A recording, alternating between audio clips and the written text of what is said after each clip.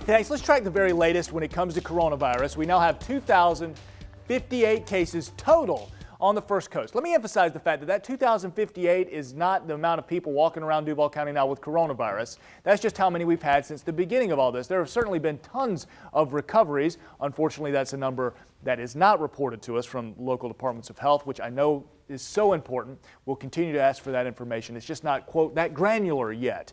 All right, 16 new cases in the last 24 hours, by the way. And for perspective, 3 weeks ago, we were seeing more than 100 new cases per day. 16 is a good number. Let's break down our total cases now in Northeast Florida. Duval has the most cases with 1,007. Again, 1,007 in total since the beginning. There are recoveries. Clay County has 272 and St. John's 207. In Southeast Georgia, Ware has the most cases with 115, followed by Glenn and Pierce.